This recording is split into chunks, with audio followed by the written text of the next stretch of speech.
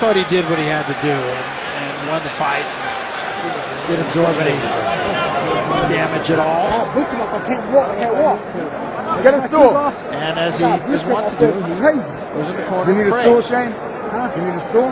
No, I'm good. You good?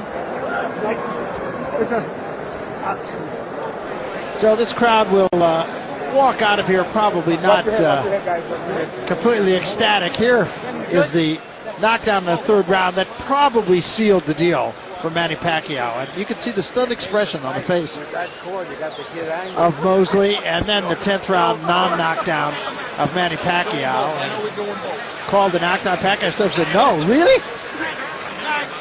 And then he just kind of smiled, but it was not a knockdown. It was not a punch thrown. You saw what we saw on the replay. Of course, Kenny Bayless doesn't have benefit of the replay, and we do. But he stepped on Pacquiao's foot and then pushed him, and that's what caused the knockdown. So the two have been great friends all along.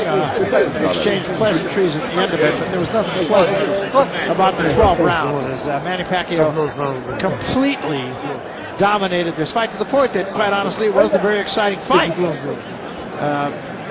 He just took all the fight away from Mosley. I think Mosley realized after that knockdown it was nothing he was going to be able to do. And Pacquiao did what he had to do, threw punches and combinations, as he is wont to do. I would probably estimate he threw 5 times as many punches, maybe more than that, as his opponent did. And it's a complete victory for him, although I don't think it's one he's going to want to put into a time capsule necessarily, but it takes two to make a fight. So now everybody will ask what's next for Manny Pacquiao. There is talk of a Marquez fight, and he'll worry about that when the time comes. But once again, he had a great training camp. He looked like he could go another 10 rounds probably.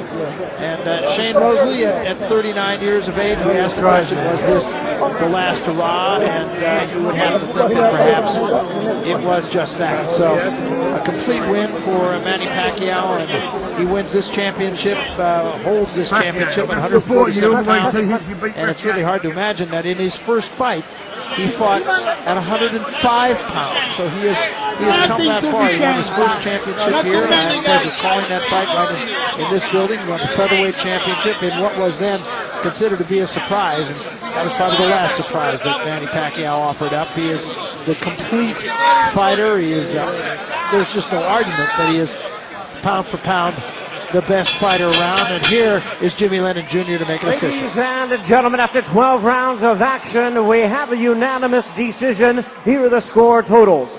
Judge at ringside, Glenn Trowbridge, scores about 119 to 108. Dave Moretti sees it 120 to 108. And Dwayne Ford scores about 120 to 107. All three in favor of the winner. And still the WBO welterweight champion of the world, Manny Pac-Man Pacquiao.